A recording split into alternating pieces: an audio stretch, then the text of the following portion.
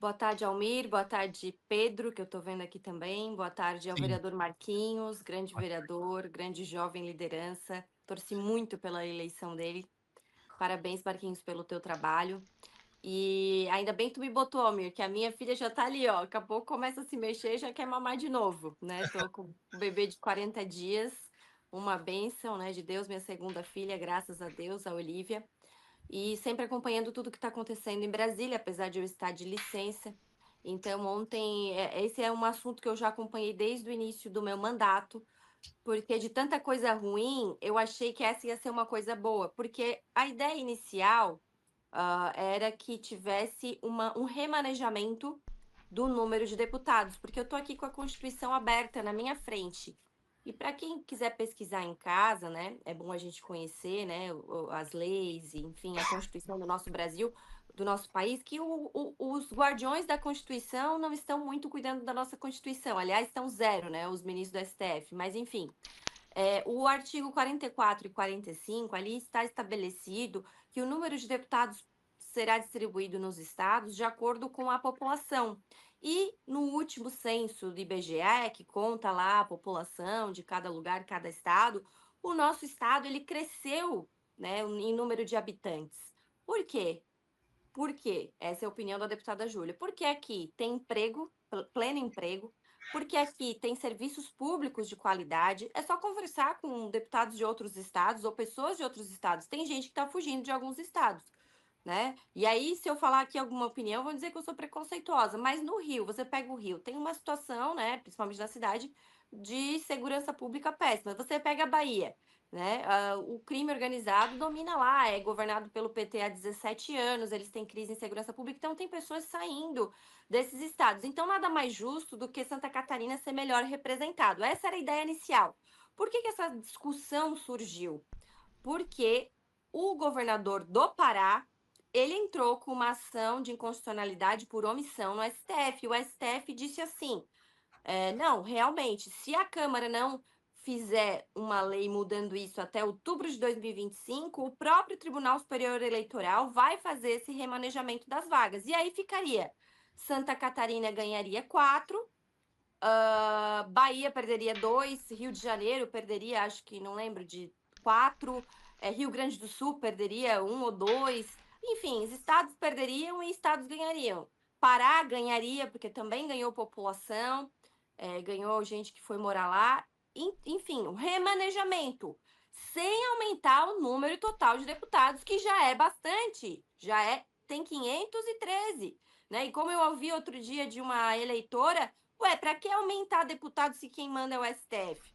Pois bem, mas tirando isso, eu falei, não, isso é legal. Eu cheguei a apresentar um projeto de lei, mas eu não fui a primeira. O primeiro a apresentar esse projeto de lei sobre remanejamento foi o deputado presente aqui do nosso estado, do MDB, e ele apresentou e foi para a CCJ, tudo, mas aí os outros estados, aqueles que nunca podem perder, eles começaram a se organizar. E note que o presidente da Câmara hoje é da Paraíba, um estado que sim. perderia um deputado. E aí, ele é da turma dos que nunca podem perder. E Santa Catarina lá é sempre. Santa Catarina não precisa de nada. Vocês são ricos, mas isso é uma mentira, porque o povo catarinense manda um monte de dinheiro para Brasília e recebe muito pouco, uma mixaria, uma vergonha, né? E agora ainda está na moda dizer, chamar nós de tudo, de nazista, disso, daquilo, né?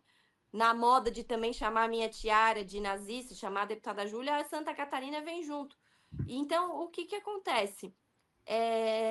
Foi uma vergonha o que aconteceu hoje, ontem, porque esse projeto é totalmente inconstitucional, está indo contra o que diz aqui na Constituição, porque a Constituição fala que tem que ser de acordo com a população.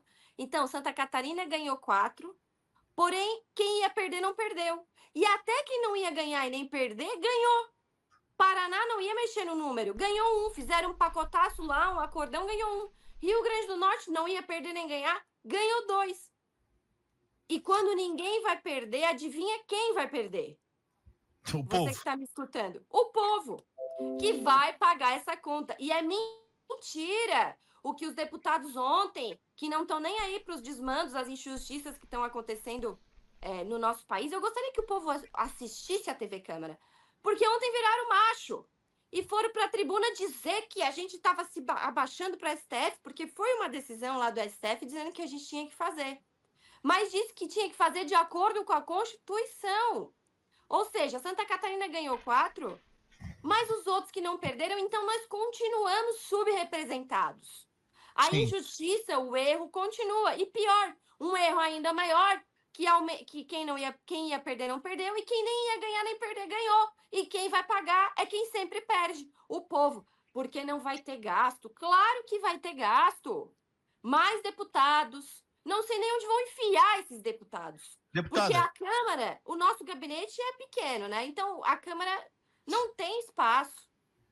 Não eu queria. tem espaço. E Eu, outra coisa, só um pouquinho, que eu preciso falar. O que não falaram para você, o que não contaram para vocês, é que isso vai impactar nas assembleias legislativas. Era o que eles mais estavam preocupados. O Rio, por exemplo, ia perder 12 deputados estaduais. Mas está na Constituição que se perder população, perde deputado. Então, é uma vergonha. Eu tenho vergonha. Ontem eu tive vergonha, mais uma vez, né? Eu tô de saco cheio. Eu tive vergonha de fazer parte daquela casa legislativa. Porque, que nem do meu marido ontem, pá, é para ficar burro ouvindo aquilo ali, porque os argumentos que eles escolhem, assim, é um loop infinito, então, para enganar a população. claro, deputada, eu queria lhe perguntar justamente sobre isso, porque é o seguinte, a senhora fala que é inconstitucional e a gente sabe, eu pesquisei realmente, a Constituição diz outra coisa e tal. A senhora acha que o STF pode intervir nisso caso o Senado aprove? Olha, eu não sei, porque eles podem, algum partido pode acionar, né, o STF quanto a isso. Eu sou contra, né, a judicialização, a intromissão do Supremo nessas questões, aliás, em questões que não tem nada a ver com o Supremo, mas isso aqui é uma questão constitucional. Isso aqui é uma questão constitucional. O meu partido, o PL, não vai entrar, não vai judicializar, porque até teve uma divisão. Alguns deputados do PL, infelizmente, votaram nesse absurdo, né? Deputados do PL de estados que iriam perder deputados, certo? Então entrou mais a questão ali da briga de estado com estado. Porque assim, ô Almiro, a tristeza foi que nós perdemos por muito pouco. Porque como era um projeto de lei complementar, porque a Constituição diz que tem que ser por meio de lei complementar, e a lei complementar ela exige um quórum, né? Mais Sim. qualificado, um quórum de 257. E não pode ser por votação simbólica, que é quando eles atropelam, né? Tem que ser nominal. Então, eu até achei que tinha uma chance de nós ganharmos, mas no requerimento de urgência, eles tiveram 10 votos a mais do que o necessário. E no mérito, que também tinha que ter 257, eles tiveram mais do que 10 votos, acho que foram 20 votos a mais. Né? Você vê que em Santa Catarina, no requerimento de urgência, apenas um deputado votou a favor do requerimento de urgência, né? Que é para votar logo, para que não passe por comissões e tal, que foi o Fábio Choquete. Nem os dois do PT no requerimento de urgência tinham votado. Só que no mérito, o Fábio Choquete votou a favor, que é do União Brasil, e a deputada Ana Paula Lima, do PT, votou para aumentar. E quem votou nesse projeto, na minha opinião, além de votar contra o povo brasileiro, que vai ter mais despesa e o povo já não aguenta mais impostos, né? Imposto no Brasil, o nível que chegou é roubo, eles roubam as pessoas. Então, o que acontece? Quem votou nesse projeto, ele votou contra Santa Catarina. O deputado que votou a favor desse projeto votou contra, porque nós já estávamos subrepresentados, inchado de gente que está vindo para cá, e continuamos subrepresentados, certo?